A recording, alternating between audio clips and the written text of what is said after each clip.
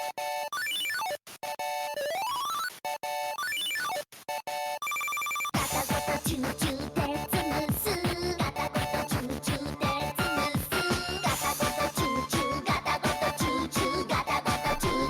just realized I had muted.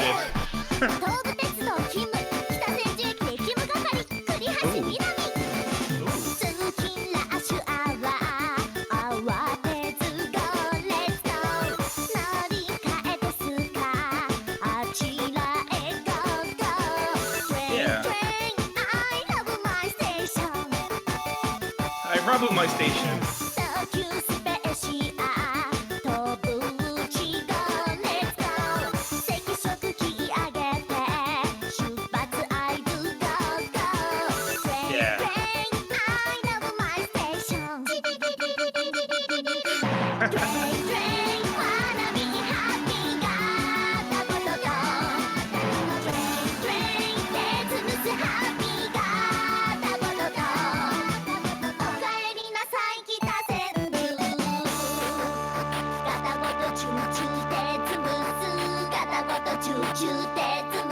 I love my station.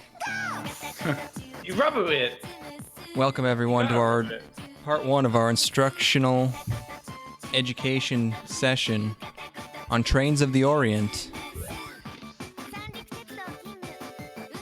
Every train starting from the year 2000 BC where trains were actually invented by samurai as a way of secretly having gay sex. That's a different kind of train. No, it's the same kind. They just rode them to see discreet places to have gay sex with each other. Hey man, if you're the baddest dude in the Orient, you're gonna limit yourself? I don't think so. I don't think so at all. I get tied down. Yeah. By these holes. Yeah, holes plural. One hole is good enough for me, thank you. And that's the manhole. I don't know. Oh, it's a manhole, all right. I'm fried. Oh no. I'm fried. Yeah, I got boiled alive. Oh, I thought you meant you were back on the weed. No. Wait, hold on. I should be recording this. Okay. What did you say about being fried? I got burned alive. Connor invited me over, and he's like, "Hey man, do you want to come over and hang out?" And he has an inter-office Smash tournament to prepare for, so he enlisted my assistance as a hero of the Smash games. You know, yeah, pretty good. And then after a little bit, we're like, "Wow, this new Smash game sucks. Let's go in the hot tub." So we went in the hot tub. Meanwhile, it's 95 degrees out. I'm sorry, who has a hot tub? Connor, his apartment complex has a hot tub in it. Oh, okay. So he's like, yeah, let's go in the hot tub. I'm like, okay. And then once you get into a hot tub, it's actually really hard to get out because you're not quite aware of what's happening until like you try to get out. Until you start getting dizzy. Yeah, and I step out of the hot tub like, oh my fucking god, I'm gonna pass out. And I think I'm not convinced that I actually drove here. I might have just teleported. It's a miracle I didn't get into a fucking car accident back on my way back to my place. Blast that AC, buddy. I was basically fucking swimming in my mind, you know. It was nuts. That sounds so intellectually stimulating. I'm operating at like a 3 out of 10 right now. Jokes will go over my head, and I won't remember basically anything that I've learned in my entire life. My body's still reeling from what I've wrought upon it. Well, who does jokes anymore? Jokes are about, like setups and payoffs. Yeah, I don't like those. It's all about quips now. It's all about talking about samurai having sex with each other. More like a sex train, am I right? That one sounds familiar. Yeah, it's a good thing I'm operating on 100% of my cylinders. Oh, I see that you're back on the powder then. You're back on the My goodness. Yep. I fuck yeah, man, we both suck tonight, huh? I was talking to I was on a set recently, and I was like, I was doing lighting. Oh, I was on a set. Oh, I was. That's my thing. And I'm I the was best boy. Are one you of the the dude best I was boy? working with. Have you ever been Yeah, a best I wish boy? I was the best boy. One of the dudes I was working with comes over, and we're just having a conversation. I'm like, "Hey, man, have you ever taken like Adderall or anything?" He's like, Wait. "Oh, dude." He's like, "Yeah, dude, I got like 5 in my pocket right now." And I'm like, "Of course, this dude has access to illicit Adderall." And he's like, and I'm like, "Yeah, think about getting a prescription." He's, "Oh no, dude, get Vyvanse. Way easier to get a prescription for Vyvanse." He's like, "I got one of these Adderalls left, but yeah, let me know if you get your hands on Vyvanse, bro." And I'm a little bit of afraid of taking amphetamines for my attention deficit problems. Why? Eh. Because that one conversation you had with a guy. I saw myself in him in that moment.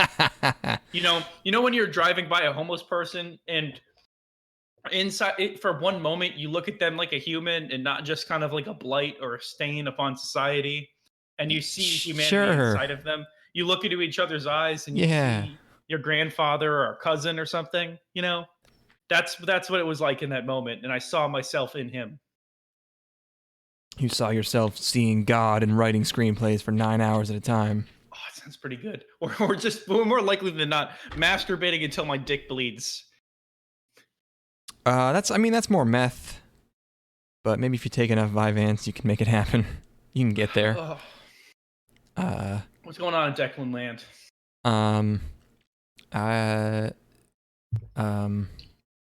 What we just talking about? You're gonna buy either a new computer because your other. Oh yeah, busted.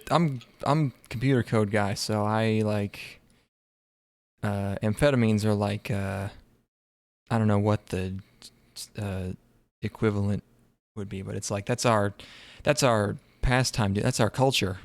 It's just like caffeine or something. It's like, oh man, don't wake me up until I've had my coffee. Don't talk to me till I've had my coffee. Don't talk to me till I've just crushed fucking 4 caps of Adderall on my counter.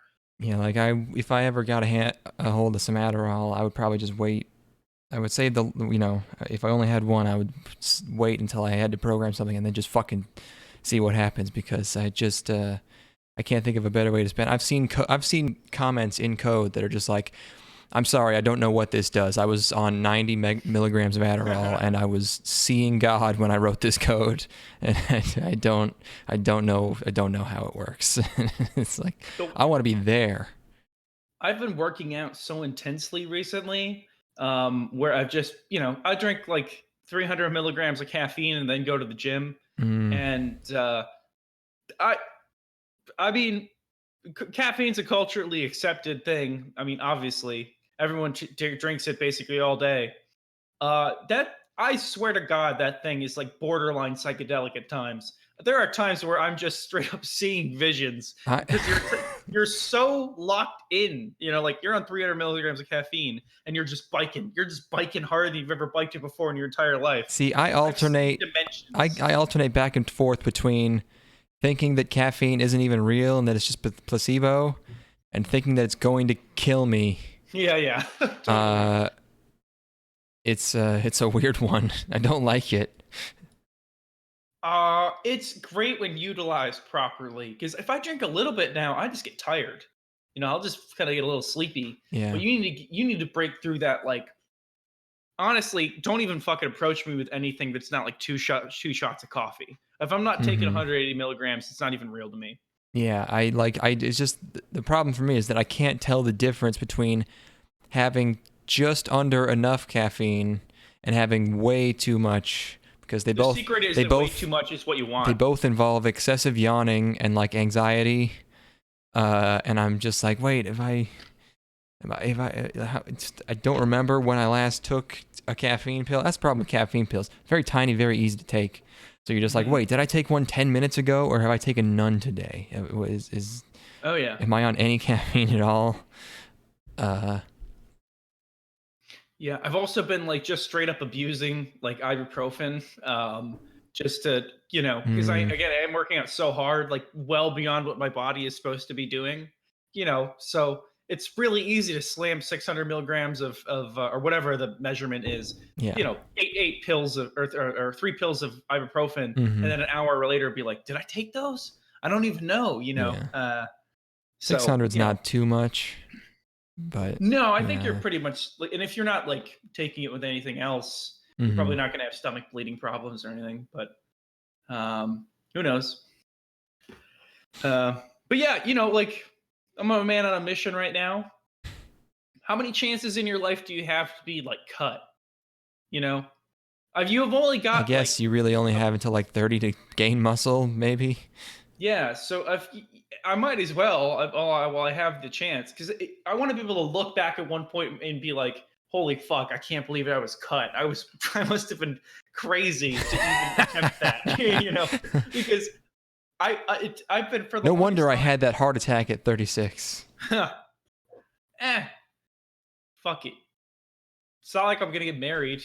You know, Aw. like uh yeah, for my profession, I shoot like a lot of weddings. Which, if you want to, I mean, that's my job. Is that I shoot wedding video right now, and if you want to just completely overanalyze everything that exists about relationships and dig way too deep into like subtle, but kind of like microscopic um, I don't even know Minutia. the fucking word. Yeah, just like the minutia of relationships. That's a good route to go because I'm about like 50 weddings deep at this point, and I'm always just amped on caffeine the entire time because you have to be in go mode for 8 hours. Yeah. And I mean, when you get to like hour 6 or 7, you're fucking on the edge, and Man, like I'm just even the reception, huh? You're just taking pics. They're having you you take have pics. to. I just shot one where like usually they know enough to assume that you're going to get the proper amount of coverage. But the one I just shot, which I mean, I understand why. You know, they paid for it. They're like, can you make sure that you're getting coverage of literally the entire night of dancing, which is 4 hours long, by the way, 4 hours of dancing. And it's just like her and her fucking 3 friends out of the dance floor. And she wants the wobble covered. She wants the Cupid shuffle covered. She wants The electric toxic slide. covered. Electric slide, yeah, of course. Old Throw it Town in there. Road Throw it on the in fucking there. pile. Old Town Road, you bet your ass. And she wants it all covered. And I'm like, girl, What's the Bruno Mars song? all of them. Oh my god, yeah. Bruno Mars, the bane of my goddamn fucking existence. There's amazing. There's grenade. There's I think I want to marry you. There's Is that 24 him? karat magic. Yeah, that's all him. Oh my god. He owns it. He owns the wedding stage right now. And anyway, yeah, no, I mean, you hear the same song so many times, and you see people dancing to this fucking bullshit so often. The last time was it the last wedding I was at? I think it might have been. God, that was a while ago. That was like 2012. No. You were at a wedding recently. Oh right, okay. The wedding before that was 2012, and the reception started. First song they played was Electric Slide, and I walked outside. I walked out, and I sat on a bench in the park in the woods nearby. I mean, like, look, for my entire life have maintained that stigmas against white people and their dancing have been overblown. No. But it is so fucking true, it's ridiculous. I cannot. The bane of my existence is the woman above 40. The white woman above 40 is the worst demographic for dancing for sure, because they do these like little hand shimmies and shit, and they're like, bitch, just get off the floor if you're not gonna commit. What do you even hand shimmy like they're raving, like they're doing little hand, like they're they'll just look around at each other, they're like, whoa, and then they'll shake their hands like just in the air. You know, like Soy Jack. You know when Soy Jack gets excited about things? It's almost like that, you know? And and then but here's the thing, like, obviously these are ridiculous things to get annoyed at because it is the happiest moment of someone's entire life. It's this weird sort of disconnect of like, these are people who are seeing their family members like, for the first time in years. They're getting drunk and having a great time together. And this woman and this man just got married, and they're on cloud nine. And I'm just completely fucking over it. And it's like, I've had way worse jobs. I mean, like, this is a fucking cakewalk compared to some of the stuff that I've done. I've done like fucking physical labor and stuff. And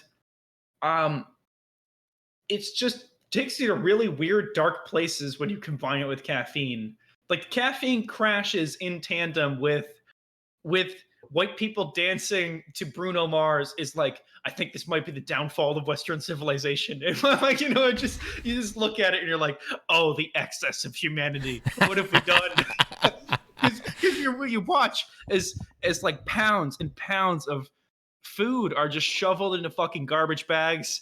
And then, the wedding itself costs like fucking $50,000. And everybody's so fucking wasted and they're at their worst, And it's, I don't know why I'm just ranting about. Why are you making weddings sound cool? They suck. What do you mean? I said. Yeah. Yeah, you're making them sound too much fun. No, but that is also like, it's not even to say that I hate this. It's just fun to like. There are a lot of nights where I just send messages to people and it's like you have an hour-long conversation about just about I don't even know. I'm not just even going to go any further. Stewing in the corner, just but then they point at you. They're like, "Hey, can you get this?" You're like, "Oh yeah, I'd love to." You're gonna fucking sure thing, guys. Can you drink? Are you allowed? Do you just go sneak some? Sometimes you gotta. Sometimes it's like, boy, I really need a vodka Red Bull right now to get me through this, and that works. It gets the job done. Yeah, sorry for ranting about my job, but that's okay. It's a good thing. It's a good thing no one was watching. Looks like Mage is finally here. He just sent us a text. I guess that's his preferred mode of communication now. So many Tippy images. Why do you have so many pictures of Tippy, man? These aren't even like horny images from Gochiusa. It's just the bunny. Whatever. All right. Well, you're done venting. It sounds like. Yeah. Again, it's fun though. Anyway, so you're gonna maybe buy a computer? Yeah, I gotta buy a computer. Steven, that's what I should talk about is, I don't know, this one can't go too long because I gotta wake up early tomorrow, but I'll send horny images. That wasn't a request. I can find my own. Thank you. Please do send horny images. Oh, god damn it. I remember when I had a PS3, this is probably like 2008, I didn't random people would just send you friend requests. And I was friends with this random guy on the PlayStation Network. Uh-huh. And one day he messages me and he goes, "You got any girl pics, mate?" What? He asked me if I had any girl. So I sent him a bunch of pornographic images that I had. And he was like, "Yeah, all right." And I just spent a while. Well, he was British, obviously, because it said mate. You know what? There might have been peak Great Britain concerned about pornography. We might have been stashing up, because they're always on the verge of banning porn. Yeah, they're always like about to there's like the green text about you having to go to a telly booth to request 5 minutes of wank time. Yeah. I've seen them all, Mage. You don't need to send them all your wank chips this week already. Oi! You're gonna have to save up your wank. Oh, but it's about to boil over. Have you? There's a news story going around about over the course of years and years, this one sperm donor. Oh yeah. Had dozens of kids, and like at least like 10 or 15 of them have hard autism. And then every time the women meet him, he's fucking like hot and fucking cool as shit. Why is anybody surprised? It's fucking goddamn. Why would you ever trust it? You just need to pick the hottest. Oh, it's the sperm donor, or the guy who actually does the procedure. No. The real sperm. This is This is not the doctors coming into the. Oh, I see. This is Okay. like they Picked have. him based on the quality of his sperm because he looks like all sexy and No, stuff. he has great like family history, like education. You know, all the stuff you put on. And like then they meet him, and also he's like hot and smart, and and all their fucking kids have autism and have to be in special ed. Oh my god. Oh, that man's my hero now. It's so funny. I mean, probably not optimal from a survival of his name perspective or his genome, you know. But you posted something on Twitter recently about a dude who, he was the doctor that performed the, Oh, that's not one doctor. That's like an episode. Like 1 out of 10 in vitro fertilizations is just the doctors come. Like, of course, yeah, of course. Yeah, why wouldn't it? Yeah, yeah. That's why you just have to pick a sexy doctor. And you give someone else. You give a woman someone else's cum. That's like more. That's a level of cuckoldry that no human can. How the fuck would you even do that? I can't imagine. I'm saying, honestly, it just makes more sense. It makes more sense to give girls your own cum. Yeah, if they're trusting you with the procedure, not the other guy. Where's the other guy? What's he doing? Yeah, he's just some fuck up. He might be he might be like upper management at like a company or something, but he's not a doctor. He's not a cum doctor.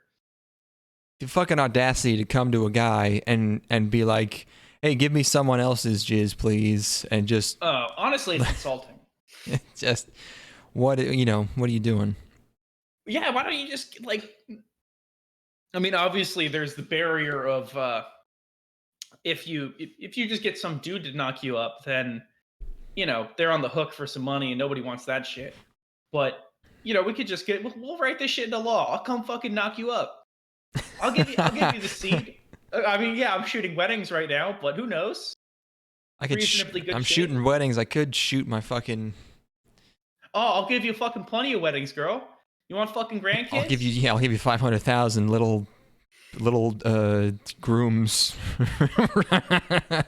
Last time we were talking, we were on the drug subreddit. The guy was talking about how every time he comes, he's imagining how thousands and thousands of generations of his seed are dying when he jerks off because of an acid trip he had. Yeah, I've legitimately considered making an account and just yelling at people on the drug subreddit, but I know it would be completely fruitless, but they're so fucking stupid. I'm just thinking, why is no one capitalizing on this? Why is no one getting in here and just being like, what's wrong with you people? You've already got the Twitter name. Why don't you just go, advertise ourselves by yelling at druggies? Yeah, why not? Yeah, I don't know.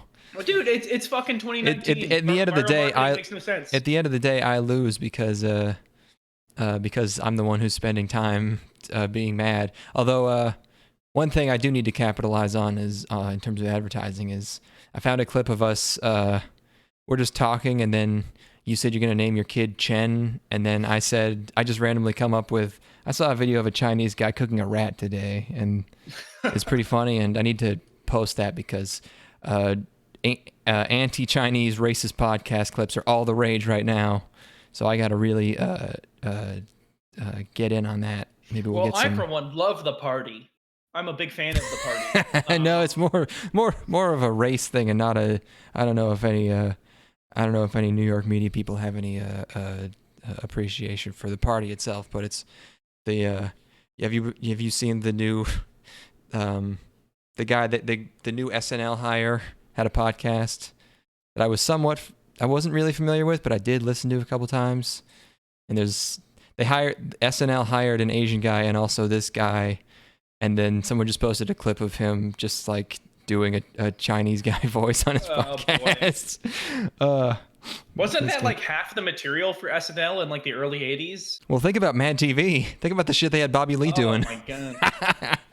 Man, I just watched that new Chappelle Show special. You mean Dave Chappelle special? I'm sorry. It's a Freudian slip. The man is just you don't even think of him as a human. That's why he left, you piece of shit. I mean, first, I think he can cry himself to sleep on the legacy of having the best sketch show of the millennium. I realized, yeah, when he started coming, like, he's been coming back, and I realized I never really watched that much Chappelle's show. Like, I never actually just, like, sat down and watched, like, the fucking Prince and the, oh God, what's his name? Fucking, bitch, oh, come on, help. Please. No, you gave me nothing to work with. It's the one sketch that everyone knows. Something, Brown,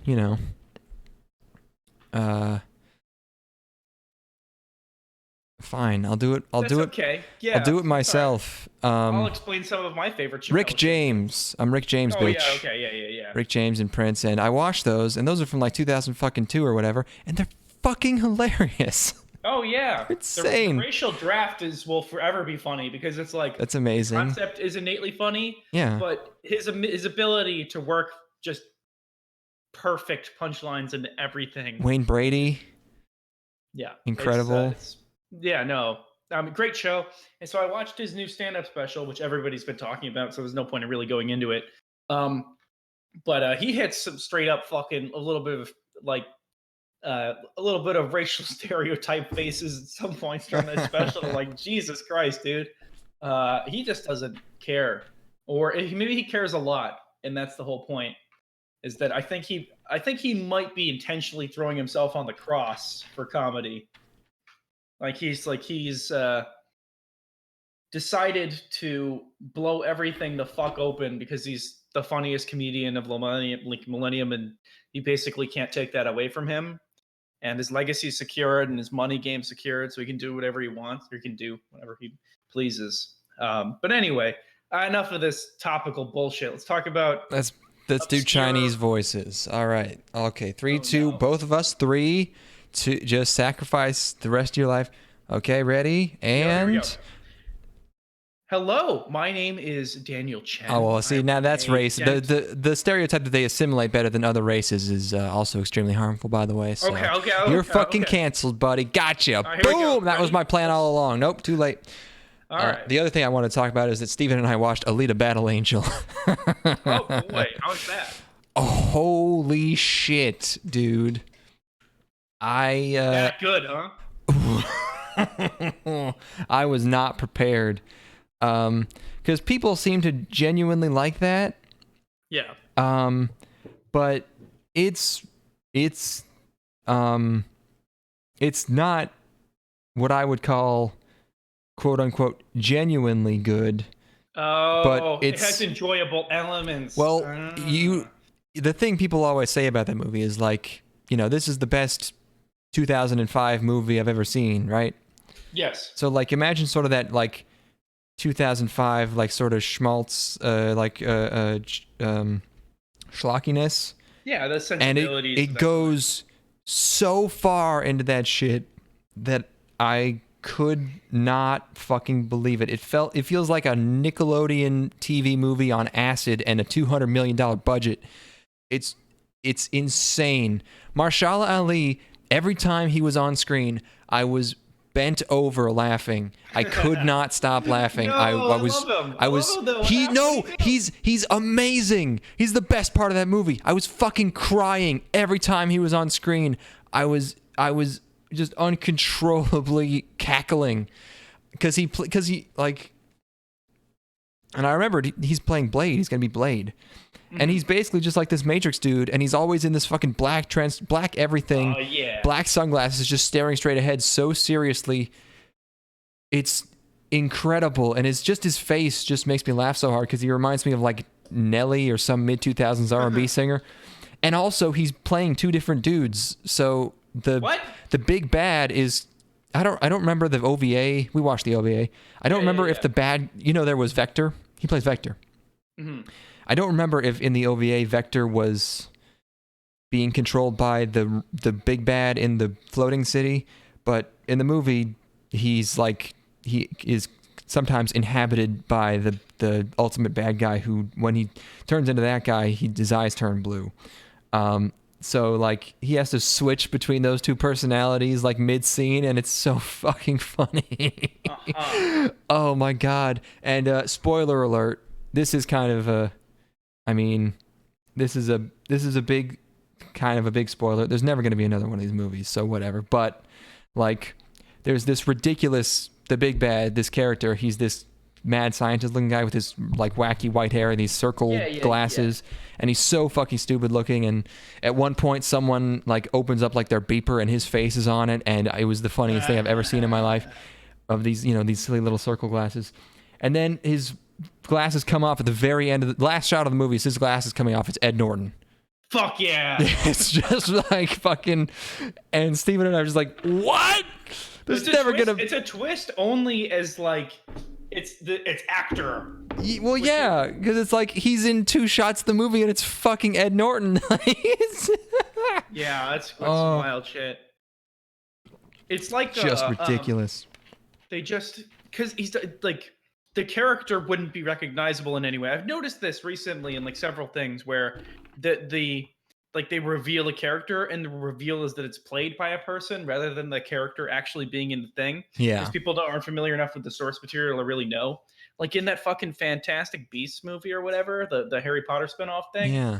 Like they revealed Grindelwald, and the reveal is not that Grindelwald, the character, is in the movie. Well, obviously. The reveal is that fucking Johnny Depp is playing Grindelwald, and it's just like, what the fuck is this? Like, I don't know what are you selling me? You're not selling me the character. You're selling me this actor, and it's just weird. Yeah, I guess that kind of breaks the fourth wall in a weird way. Yeah. Yeah. But that's man, so far out the window at this point with franchise adaptations. Yeah, man, Alita is so fucking retardedly stacked cast-wise, which is why it's so much crazier because of how stupid and corny all of it is. The writing is so goddamn awful. Is it just like the most? Could I write the movie? Like, do you think if I just picked lines like this seems like a line that would be in the movie about her questioning her own sentience as a robot lady, you know what I mean? And then yeah, I mean yes, absolutely. But also there's some parts that are cringe, like on purpose. Like there's one, she gives a whole speech in a bar, and she's like, "We must join together," and she gives a whole 30-second speech, and I was like writhing in my seat, being like, nice. "Oh God," and fucking, yeah, all the writing is like embarrassing, and like the big robot guy Gruishka, who's played by Rorschach, whatever. Oh, yeah. He is just like a big brute, and then suddenly, like for one scene, his lines are like almost Shakespearean. It's so fucking bizarre. Most of the dialogue is like kid movie, but it's like a PG-13 movie, and there's a lot of violence. It's yeah, no wonder it only made money in fucking China. It's so confusing. I don't know who the audience was. I mean, I loved it, I guess. I don't know. Yeah. Help. Yeah, that's a gang stalking must see. I'm gonna have to say. Whoa! Throw the fucking official seal of approval on it. God damn. Also, she's pretty hot. She got the big eyes. Yeah. Before we actually get into the meat of this episode, I'm gonna pee. Okay. And then we'll just fucking We'll discuss. Yeah. We're gonna. That's another Freudian slip. This is great. This is going great so far. If fucking Robin Mask isn't watching, I'm gonna be so pissed. He suggested both of these things to us. We washed them for him. He's not even gonna listen to them. I'm fucking pissed, dude. I'm not really. Got this old English 800. Don't tell Ethan. It's a secret. I'm only like halfway through this. No, I'm 2/3. I'm easily 2/3.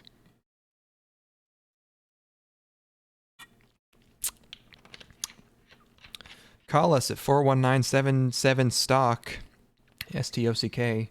I think it'll get forwarded to my cell phone, and then I'll just hold you up to my microphone. You can be on the podcast. 3 people watching. One of those is me.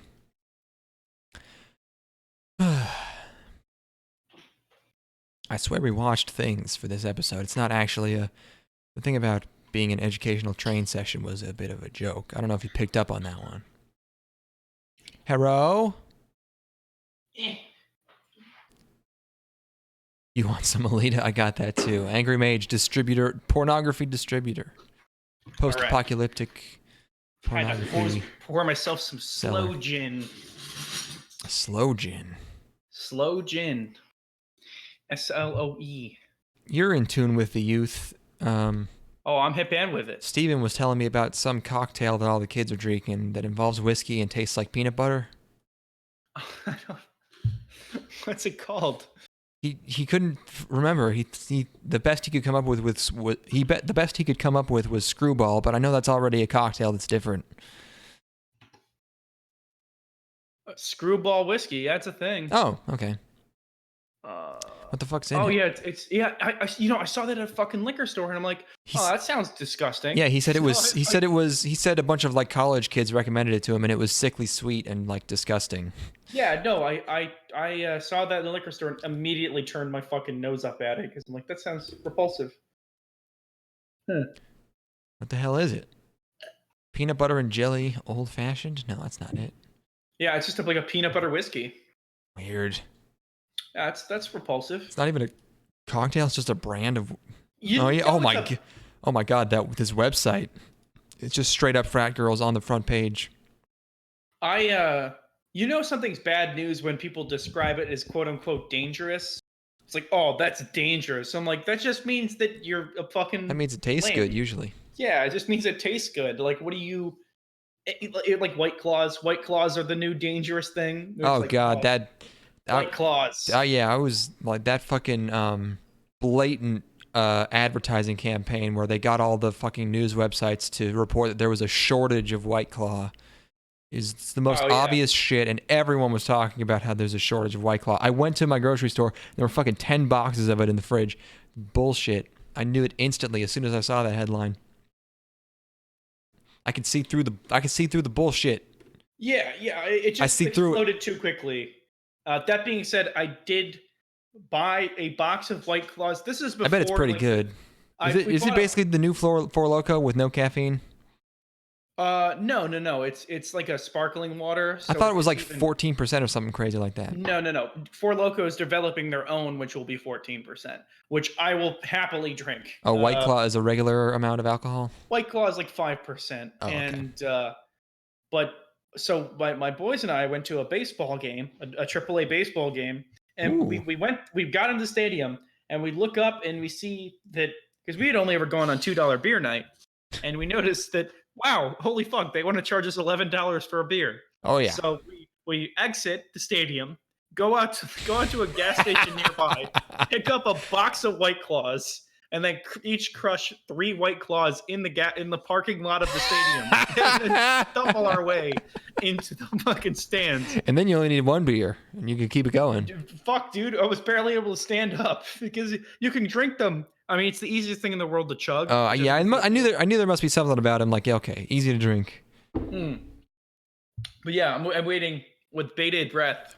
What is the flavor even? I know I'm very out of the loop here, but what is it? Citrus or is it, what is, what? Sparkling water, because it's basically like flavored sparkling water.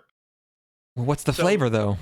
There are any number of flavors. There's a lime flavor, I didn't know if there was a default flavor. No. You usually get the variety pack. Interesting. Okay.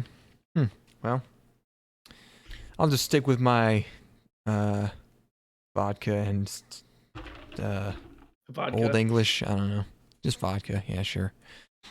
Okay, we really should actually talk about the other. We only record a podcast every once in a while, and I want to talk about how hard it is to buy DualShock 4s. I got a little. I had a little bit of a heated gamer moment with my DualShock 3 the other night, and it's lasted me a while. What? This Dark Souls did this to you? Of course it did. Oh no. I was mad. I had some contention with the design of that game at some point during the night, and I barely remember it because I was a little tipsy. But at some point I smashed the controller, and it did survive, except the right analog stick, started sticking in the upper left corner. So now I got to pick up a new controller, and they block all of them. Apparently, people steal those. So I went to two different stores. It's not that small. There's a whole box. I don't know. Multiple attempts, and you linked me to Best Buy, so I'll do that. Thank you. There you go, buddy. Yeah. Power to the players, my man. Anyway, hell yeah. I sometimes when I'm playing Super Smash Brothers with David, things get a little heated. and I may or may not have thrown my controller out on the driveway in front of our house when we were living together, and it's all fucking scuffed up and shit. Nice. And I ended up getting a new controller because like my buttons were completely fucked because it's an 18-year-old controller. Yeah. And I swapped out the Wait, exteriors. 18? Isn't it an Xbox 360 controller? What? No, for Smash, it's a GameCube controller. Oh wow, you have an actual GameCube controller. Yeah, bunches of them. And So I it's swapped 16 out the years old. internals, and I have like the super scuffed up controller, but the buttons move pretty well, which is pretty sweet. I think it's Cool. like battle hardened. Yep. Anyway, we got to talk about these movies. We got to do it. Yeah, we really do.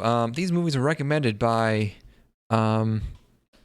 he's a man of many names, and he fucking hates Aaron Carter. Look, man, I don't know what you want me to do. Maybe you suggest some fucking some songs. Yeah, our friend Robin Mask, or 8-Star Kaijin. I always thought it was 8-Star Kaiju. It's Kaijin. Similar. Recommended us a couple of movies, and we watched both of them because we don't have anything better to do. Oh yeah. And I think we should talk about Tetsuo first because it's the one you've seen. Yes, I got the opportunity to see a restored copy of Tetsuo in theaters. Oh wow, it was a film restored presentation. Oh, huh. Yeah. Real ass film. Yeah. Interesting. Tetsuo the Iron Man. Yes. 1989. Micro budget Japanese independent film. I wonder how micro budget. There's the 99% of this movie is practical effects. I heard the number $30,000 thrown around. Okay. Which is nothing. That's low budget. Based on what they got out of it, it's a goddamn fucking miracle. Every penny of it is on the screen, man. Oh yeah. Low budget cyberpunk body horror. If you browse the Wikipedia page, you will see the word cult approximately 23 times. Cult. 60, only 67 minutes. That's why you stretch your dollar out a little bit more. Not the full hour and a half. This movie is also known for its just like borderline nightmarish shooting. Borderline? I mean, like obviously the movie itself. Oh, you mean the visuals? But the actual shooting of it was apparently just horrendous because it looks like it. Yeah, I don't know how you could not make it horrendous. Part of the body. I'm just gonna get straight to the meat here. Part of the body horror of this movie is this dude's got bits of metal coming out of his body, out of his skin, and they have practical effects for all of that. And what they did was, rather than make like kind of like a separation of fake skin between the metal and his actual flesh, it is just pieces of metal glued to his fucking face. And they would just like break things and stick it onto his face, and apparently it was just horribly irritating, and he would be in the costume for hours at a time. And also, like, none of these people are getting paid because they're all like theater actors, like experimental theater actors. None of them are filmmakers per se. And it's just like this crazy labor of love project shot over the course of like 2 years. I mean, pretty sweet movie. Directed by Shinya Tsukamoto, who's done other cult movies that I haven't heard of. 2 sequels to this. There are 3 films. Tetsuo 2 and then Tetsuo something. Tetsuo 2 was, let's see, this was 89. And then Tetsuo 2 Body Hammer, 92. Tetsuo the Bullet Man, 2010. Oh, here you go. Interesting. Yeah, this is, when I say cyberpunk horror film, it is very much like you imagine. It's, the poster says, and I quote, suppose the David... Nope, excuse me. Starting over. Okay. Quote, suppose the Davids Lynch and Cronenberg, end quote. So, that's... and you know what? Yeah, I think so. More Cronenberg than Lynch. Yes. I'd say. But it's a black and white body horror film about a man who it's just metal stuff keeps happening to everyone.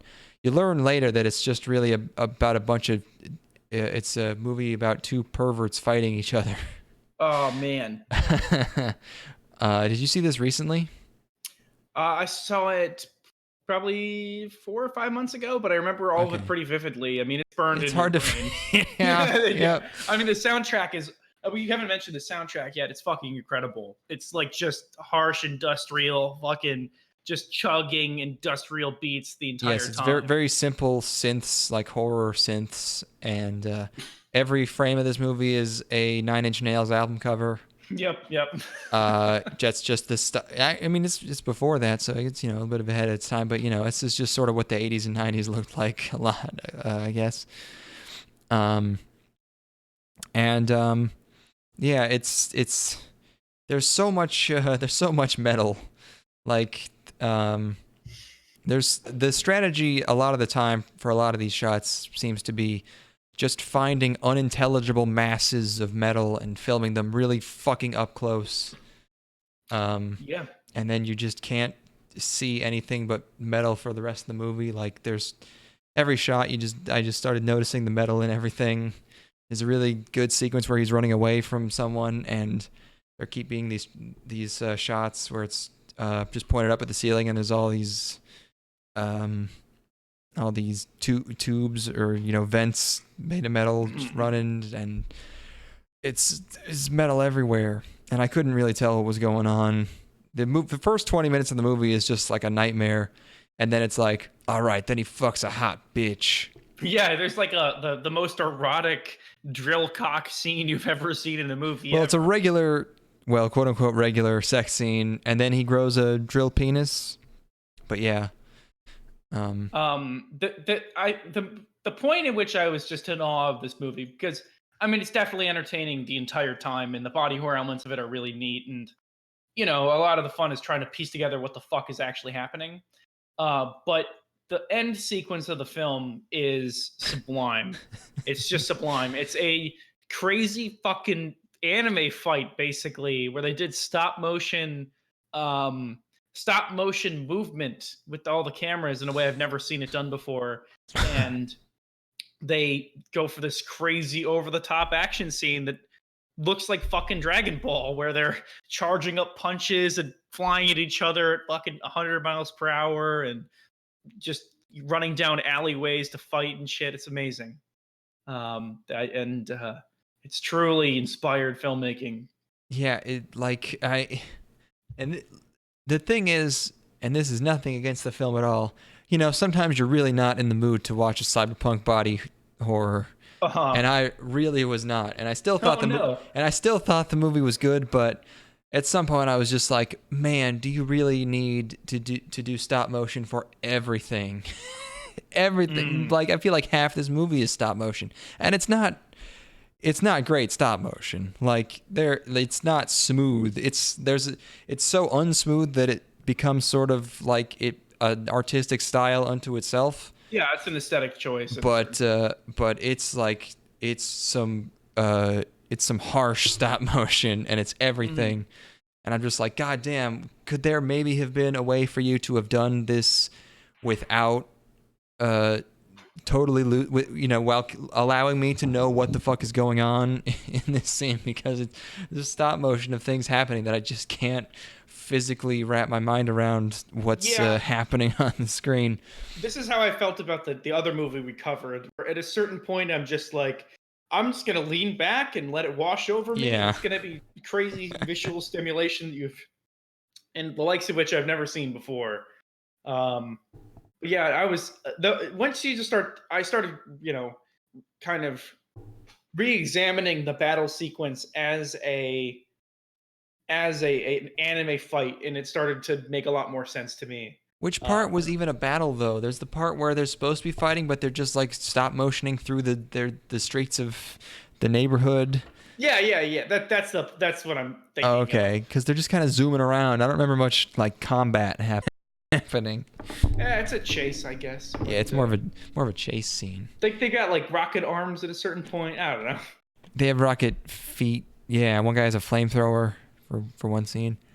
Um, There's like this giant metal. They formed together. They solved their differences actually. well, I don't know if it's really I don't know if the one guy has much of a choice, but yeah, they combine. become an even grosser metal monster man, Yeah, yeah. and they're gonna take over the world, I guess. Yep. Yeah, no, they do. Yeah, they become a big. I guess is the big guy Tetsuo? Is both of them together Tetsuo? I don't know. Maybe it's some Sorry, Japanese you pun. I don't. cut it there for a second. Oh yeah, my internet cut out. I was asking. Are both of them Tetsuo? Is the big guy them combined? Is that Tetsuo? I guess so. Or maybe Tetsuo was some kind of pun that I don't understand. Who can Um, say? Either way, I think it's worth watching, just for the sheer inventiveness and the tenacity that they that they had to have had to finish this fucking movie. Because this one seems like sometimes I'm watching a movie and I'm like, oh my god, I cannot believe they fucking did this. This just seems like such a nightmare. But Yeah, this this one is in like particular seems like a real motherfucker. most of this movie is just me being like, God, this seems like such a pain in the ass. Fuck. Yeah, Oh, yeah, there's so much fucking metal everywhere. God damn it.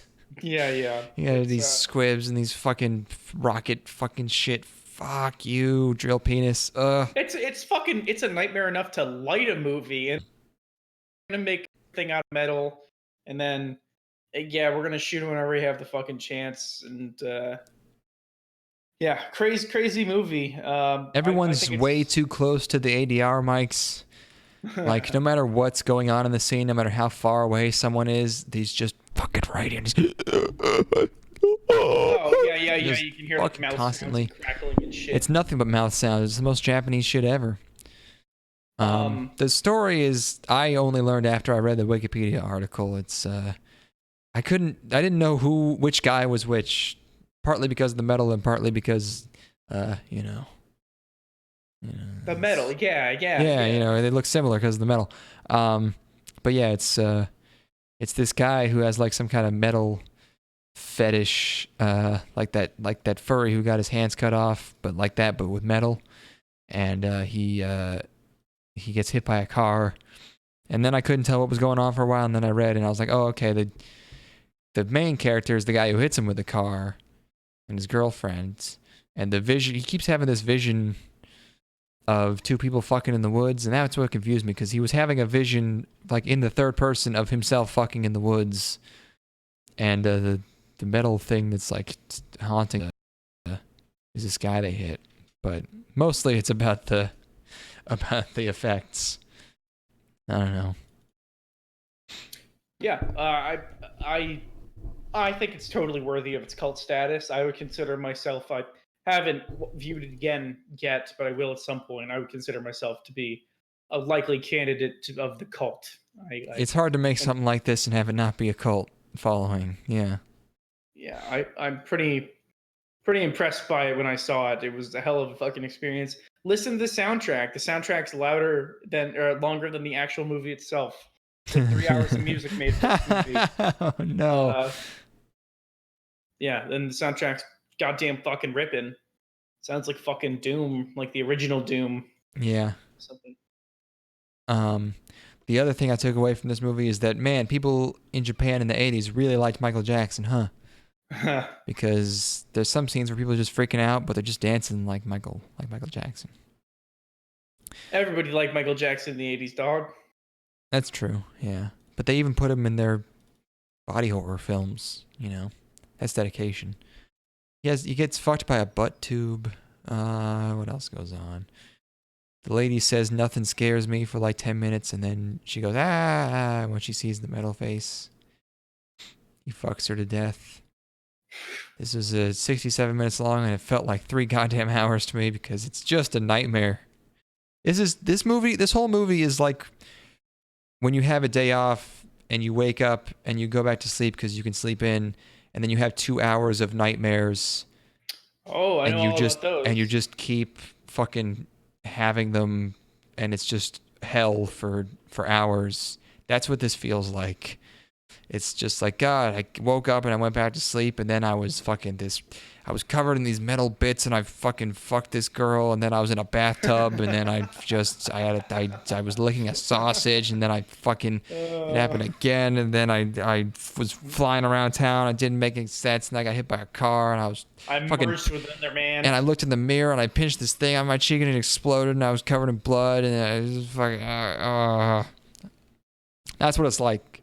So, go watch it, I guess. If you're into that, Recommend yeah, go for it, man. Who was that think hobo guy? Oh, yeah, I was just about to bring that up. Oh, wait, and he has an Uzi at the end. He brings out an Uzi. But, okay, yeah, who's the hobo? I don't know. I have no answer for you. Oh, okay. I was hoping you would have the answer. He's cool.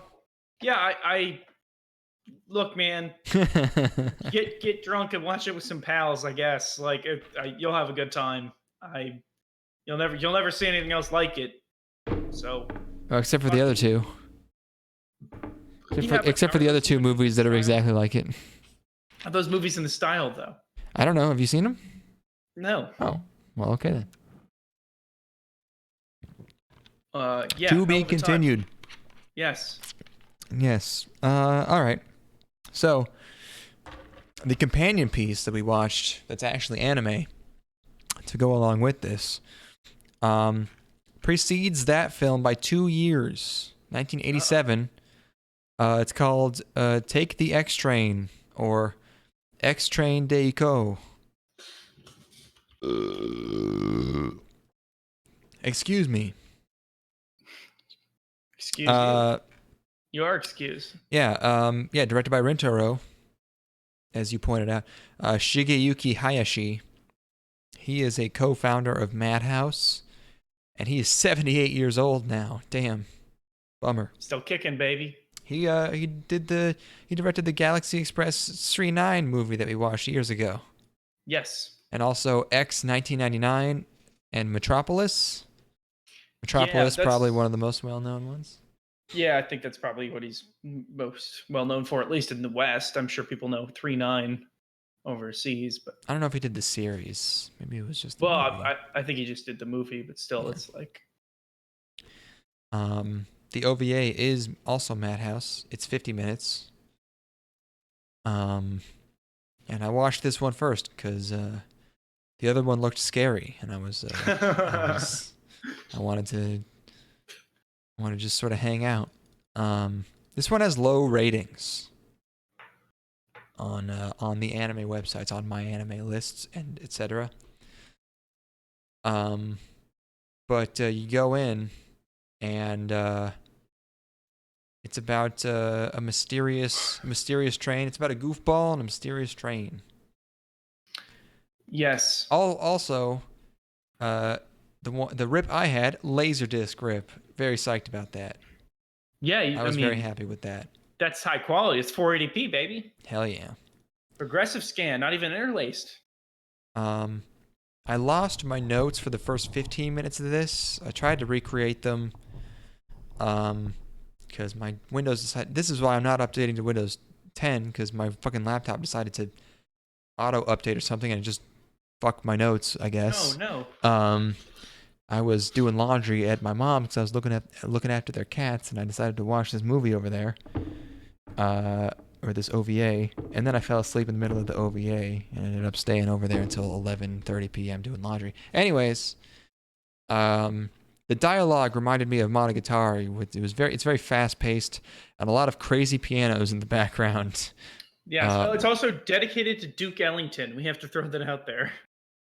What? The movie's dedicated to Duke Ellington. This appears before the movie. Not Duke Wellington? Duke Wellington, you're thinking of... No, Duke Ellington is the name of the jazz musician. Oh. Who's Duke Wellington? I don't know if there is a Duke Wellington. Maybe the Duke of Wellington, which is an area? Yeah, Duke of... Wellington is a place in Great Britain, but... Oh, Christ. Duke Ellington would be the musician. No, you can be a Duke of Wellington, like Arthur Wellesley. Yeah, but this is dedicated to Duke Ellington. Oh, okay. You might know him for his song "Take the A Train." this makes marginally more sense now. A little bit, maybe. Not. Well, actually, maybe not. Yeah, not really a ton. No, not at all. Not at all, actually. Look at that. Look at this beautiful African American gentleman. So happy, so cheerful. Yeah, really strange, fast dialogue with crazy jazz in the background.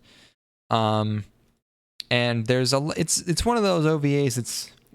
It's very cartoony, except when it's not. Like, there's a lot of cartoony sound effects, a lot of really silly sound effects.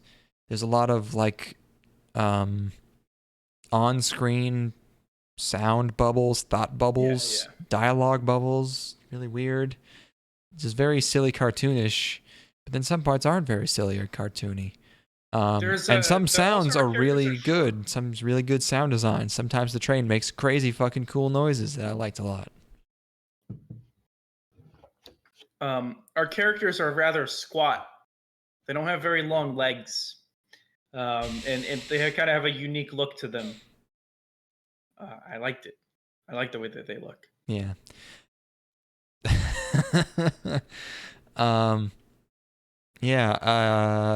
So there's it. I said it's like Monogatari, but with fewer camera angles. There are some scenes that are just kind of wide shot.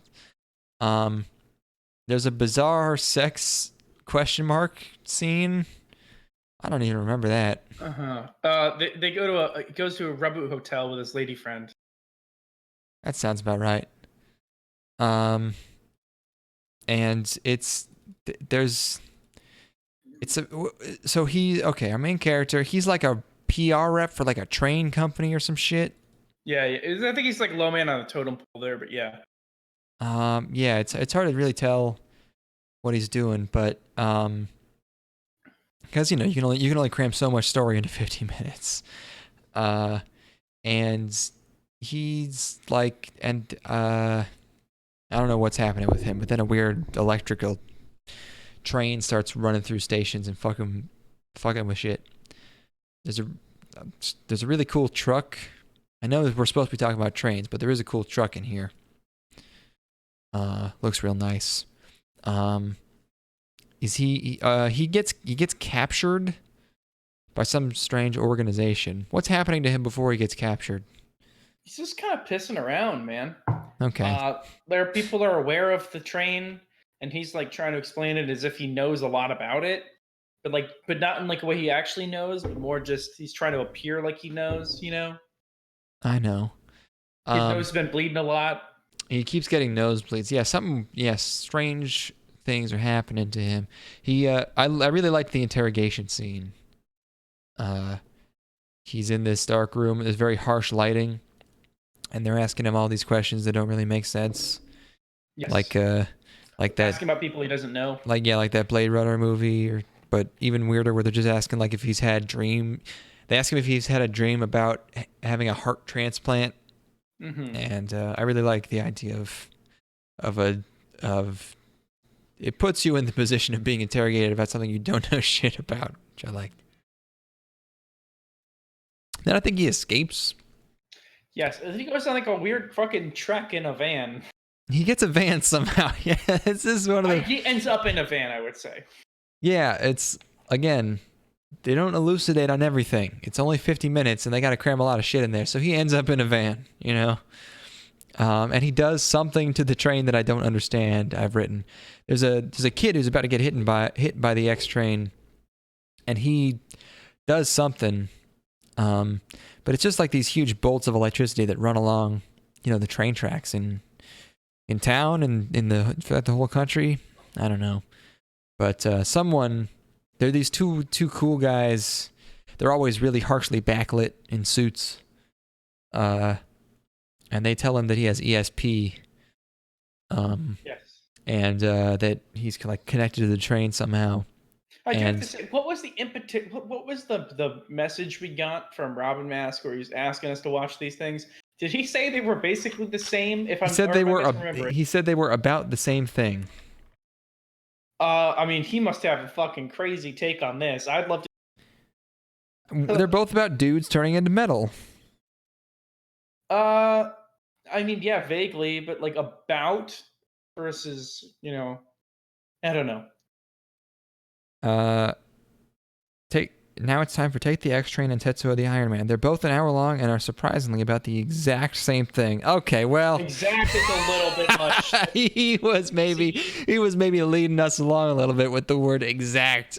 yeah, I mean, that's like saying that I'm trying to Galaxy Quest and Star Wars are about the same thing. They're sci-fi films. They have a little bit of humor in them, but you know, not quite, my man. He just wanted us to watch him. Look. That's fine. Hey, man, like you could just say it. Would you just say watch these things at the same time, and I'll be like, okay, why not? Sure. Fuck, Yeah. they're pretty short. Yeah. So he decides to take on the train and he chickens out. And there, like, a lot of this reminded me of like Mandy or something. It's like it was just like really wild, harsh psychedelic synths and neon colored slow motion shots of stuff happening. So it's it's a really aggressive directorial style. Love the look of the movie. There's sequences that are like in the Love Hotel part of Tokyo, and it's basically just backgrounds of billboards and nothing else. Yeah. Like there's no like sidewalks or anything. They're just kind of walking through a field of billboards. It's interesting. Yep, 80s. And yeah, it's just like he's driving around in this van, but then he really has to take on the train, and really like it's this is all just sort of building towards the ending, which like I was sort of lukewarm on this until the ending, which I think kind of makes it all worth it. Because first of all, it types all right on the screen. Yes, it does. And then he becomes like a skeleton train. Yes, a giant fucking metal skeleton train. Yeah, because that looks like some shit out of fucking Heavy Metal 2000 or whatever. Yeah. Because the X train was like some kind of like, they don't use this term, but like some kind of like almost antimatter counterpart to an actual train that was in like storage in a shed somewhere. I don't know. I feel like I would understand this more if I watched it a second time. But he like jumps in front of the X train. They cancel each other out, and then he merges with it. Again, merging, similar themes to the other movie. Yeah. But then they find this train, and he's a skeleton train, and it's fucking awesome.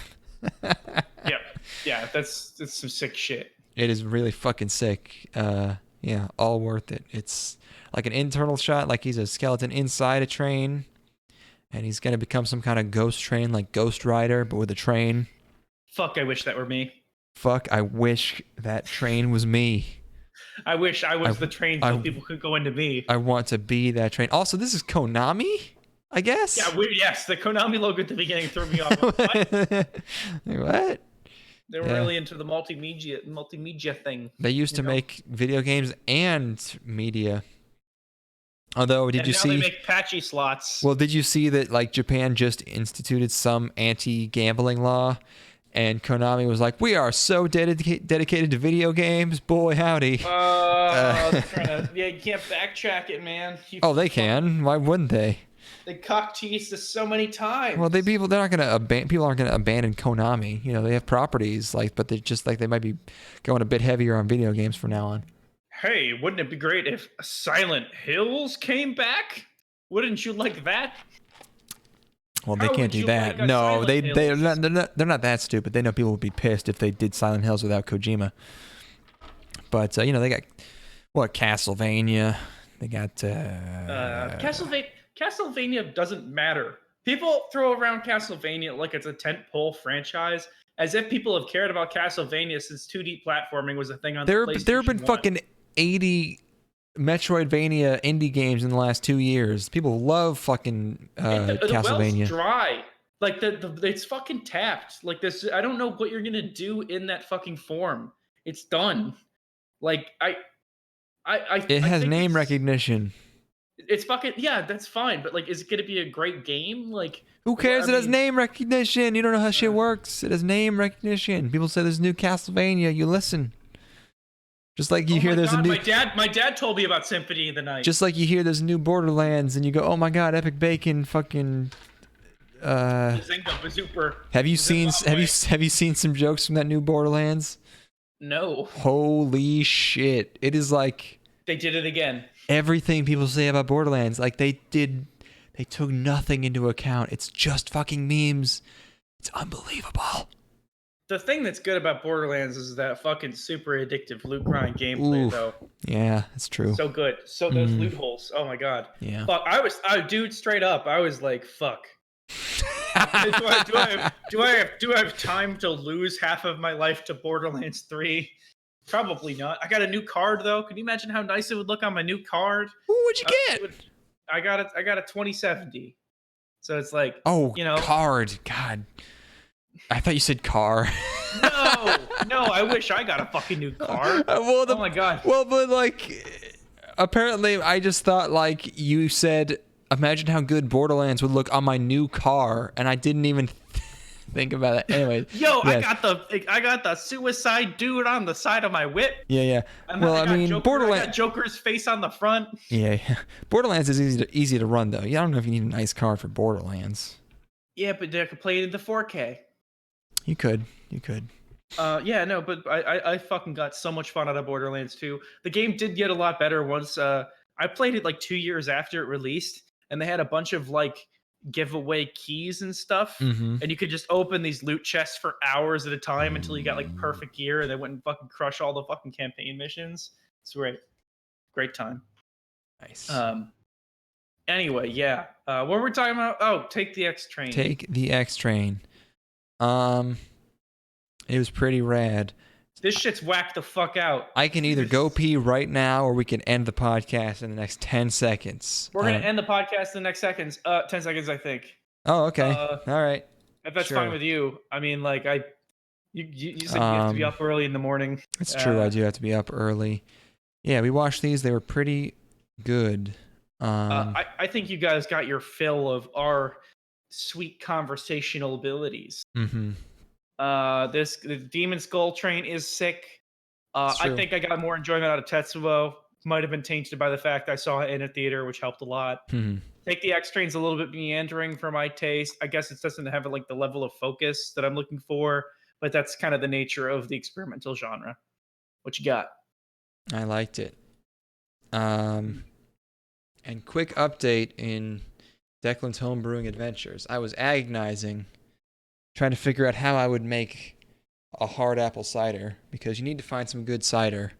And I was reading, what I was reading was, man, if you buy that store-bought cider or store-bought apple juice, it comes out watery. It's not good. I'm like, damn, how do I get good apple cider with no preservatives? And then I remembered that I live next to a fucking apple orchard. Yeah, dude, you know where you be. What the fuck? That's all there is to do. So today every date I went on. So today I went down to the apple orchard. I picked up 2 gallons of cider. I'm in business, baby. You fucking bastard. And I needed a pair of dress shoes. I went to the mall, had a $70 gift card, was buying $90 shoes. Turns out they had a 30% sale on. Total came to $68. Free shoes, motherfucker. This guy's wild. What do you need dress shoes for? I gotta go to a dress event. And I had to pick up some shoes real fast. The ones I have, nasty, old. Dude, I pulled my dress shoes out of storage, and they were literally moldy. You got some wet shoes. Before you go pee, I'm sorry. I was just asked by a friend the other day, do I know anything about Steins Gate? And my answer was no. I know nothing about Steins Gate. Oh, it's really good. You should probably watch it. So, yeah, I was thinking about it. How long is it? It's 24 episodes. Okay, maybe we can make a Steins Gate happen if you would want to talk about it. I would talk about it. I mean, it's like, it's one of those things where it's like such a classic that I don't even know what to say about it, but it's great. You could live vicariously through me. Yeah, no, I would. You should totally watch. You'd have to watch Steins Gate at some point. I won't let you die without watching Yeah, Steins no, Gate. I told my friend it's like, yeah, it's something I'll inevitably watch in the next like 5 years. But let's make it happen soon. Okay. Also, if you want to vicariously live through people, I was introduced to the YouTube subgenre of black people listening to rock music for the first time. That's a delight. That's just a treat. That does sound great. Because like they'll listen to like Queen and they've never heard, I to what degree it's real or not, Okay, no, I can't. I'll be right back. I'll be right back. Go. Whatever, obviously what degree it's real or not is up to your own discretion. But I got a kick out of people watching Queen for the first time, listen to Bohemian Rhapsody. It's like I'm just so cynical and over that song. And watching somebody else get a lot of enjoyment out of it was a delight. They love Metallica. I say they. People who are unfamiliar with them. This is probably going to end my political career. But people who are unfamiliar with the rock music and metal music genres get a kick out of Metallica. Like hearing them listening to Ride the Lightning and For Whom the Bell Tolls for the first time is amazing. Such a great time. Because it's stuff that I take for granted and listen to, like weekly. What else is good? Yeah, Time by Pink Floyd. Watch people watch Time by Pink Floyd because the words are basically burned into my mind forever, etched in there by psychedelics, and so hearing people listen to those lyrics and be like, "Wow, this is profound," but stuff that stuff that is quaint to me at this point. What else musically? I've been listening to a lot of Mazzy Star. It's Mazzy Star. That's some really enjoyable, kind of like almost Americana dream pop stuff. That's been really great. I've been listening to what the fuck, Julie goes brightly. I'm gonna have to look it up. Hold on. But that's been great. It is So Tonight That I Might See is the name of the record. Yeah, I got turned on to them because the lead vocalist of Mazzy Star, dated homeboy from Jesus and Mary Chain at one point in the 90s. And she's on a Jesus and Mary Chain record for a song, and the feature is beautiful. So that's definitely worth listening to.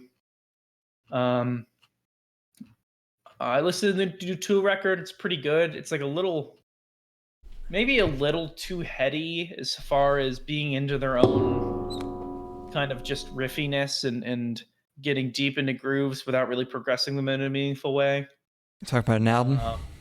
Yeah, I'm just talking about music. I was talking about how watching people watch Time by Pink Floyd for the first time is awesome. Oh yeah. And then how does it feel, motherfucker, to be alone while your co-host pisses? It was all right. Oh, I can talk for goddamn ever. So yeah. I feel like we got a little rushed there in the last couple minutes. Now I feel like we can end things gracefully. Now, no stress. This is a stress-free podcast. I bought my Super Bowl tickets today. Holy shit! What? Buffalo Bills going? They're going. Josh Allen. He's gonna take them all the way. They're 2-0 right now. What? So but you're going no matter. I didn't actually buy Super Bowl tickets. Oh, okay. I was gonna say, is that even possible? Can you buy them this early? Yeah, you buy Super Bowl tickets like before you even have an idea of who's going to be in it. Wow. I am going to the Thanksgiving Bills game though. That'll be fun. That's in it's in Dallas. Yeah, that's pretty soon. So you gotta buy shoes. I gotta buy a whole outfit. Because I've been going so hard at the gym, I've lost 2 belt sizes, and put on a lot of weight, a lot of muscle in my shoulders, so nothing fits me right anymore. And I'm going to a wedding in October. Not as a photographer. It is my friend's wedding. He's flying me out, and I'm just going to shoot the ceremony, and then I'm going to hang out the rest of the of the night. And then I think I'm gonna wear a turtleneck because that, like, I'm Whoa. not gonna go through all the effort of getting cut just to put a sweater over everything, right? Like, I feel like the turtleneck is the ultimate as far as an acceptable form-fitting clothes. Like, I don't think people, if you wear like a form-fitting shirt to a wedding, you're gonna look like an asshole. But if you wear a form-fitting turtleneck, you look like you're flexing. I'll take your word for it. Yeah. Yeah, turtleneck will fit you no matter what. No matter how your musculature It'll wrap around my rippling is. thighs. Yep. I would like to watch some more Rintaro work. Yeah, you said you wanted to watch Metropolis. Yeah, I'd love to watch Metropolis. I'd love to watch X as well. Mm-hmm. I was thinking, what I was thinking about was, I don't think you've seen.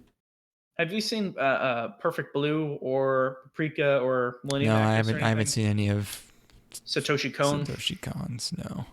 I was thinking about it last night. I think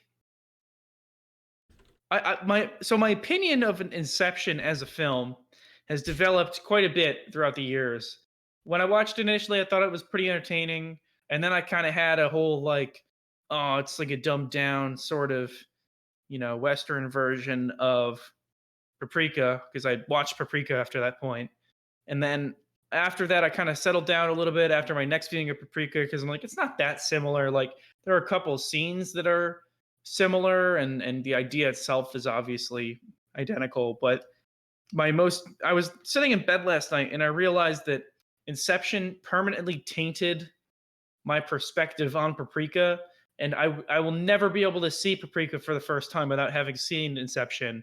And everybody from this point forward, probably until the end of time, will know of the idea of a movie about jumping into dreams before they even watch Paprika. And I hate it. And I think it lessens the impact of that movie as a result.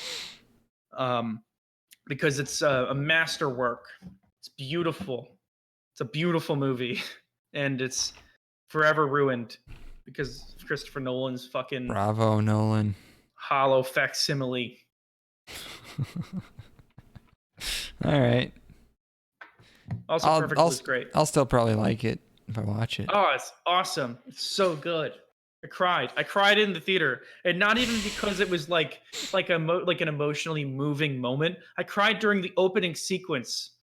I was crying during the credits because I was so in awe of Satoshi Kon's fucking creative genius.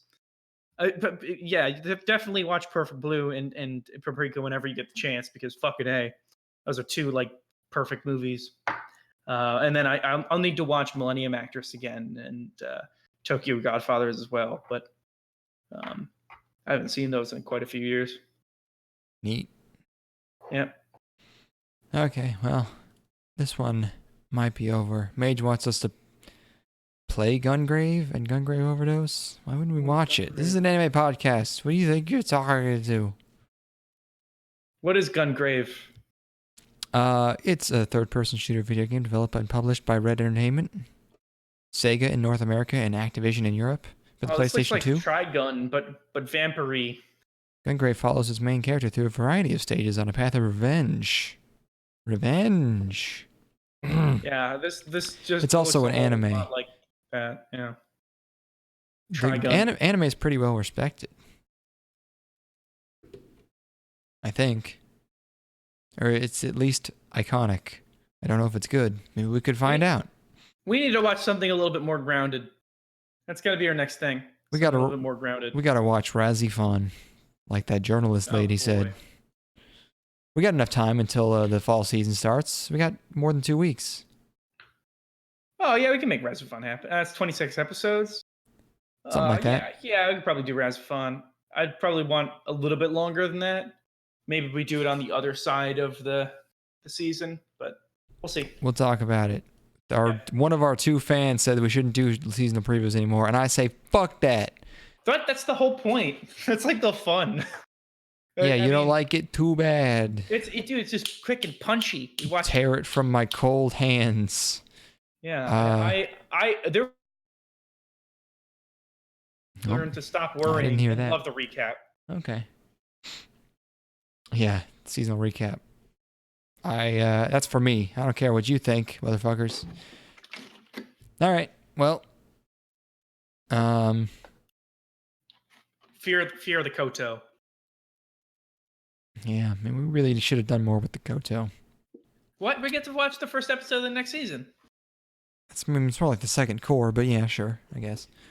All right. All right. Well, that was two sort of movies. I'm gonna end it. Oh, right. We end with music. Hold on. I hope it's Duke Wellington. Fucking hate that guy.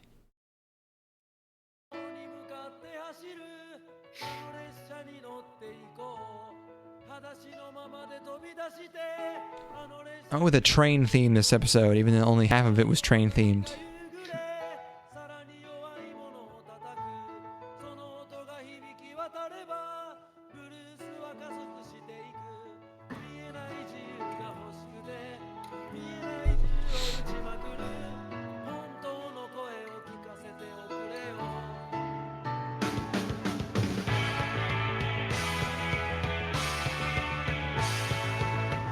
You have anything cool to say before the musical intro stops? Who the fuck said we shouldn't do recaps? What's his name?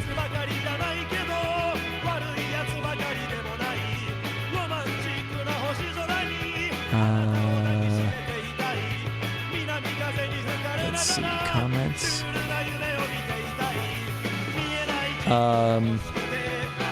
Mr. Truro?